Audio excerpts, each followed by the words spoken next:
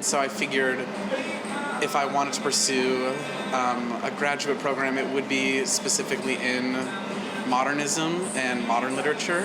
And so Glasgow was really one of the few schools I found that was able to offer a program specific in that. And so I figured I would put in an application. I applied here into a few other universities in Scotland, but just I think having talked to people in the department, I just thought it really felt like the right fit. And so once I got accepted, I decided to, head on over for the year. So I really like this Warhol soup can because I feel like in New York City in the US, you've got your tomato soups and your chicken noodle soups, and then here it's the good old Glaswegian oyster stew, which I think is very fitting to the personality of the city. So this is probably my favorite piece of art in GOMA. I don't know who it's by or what it is technically supposed to represent or anything like that, but I just find a yellow pleather foot very exciting and interesting and a little bit hilarious. And so I take all my friends here and make them look at it. I would say I have to go dancing at least 2 times a week or I lose a little bit of my sanity.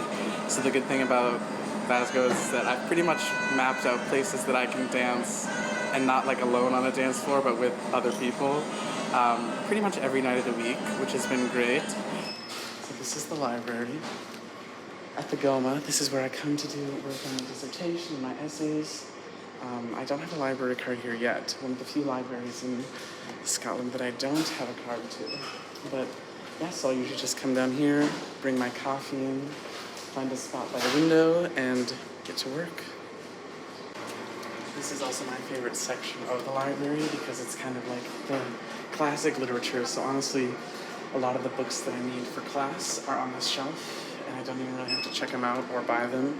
I can usually just come over here, find what I'm looking for, take it to my little desk, and no need to purchase. Just finding a balance between building like a good social life and having fun, and also focusing on your academics is really an important part of my experience. But I definitely think it's totally doable.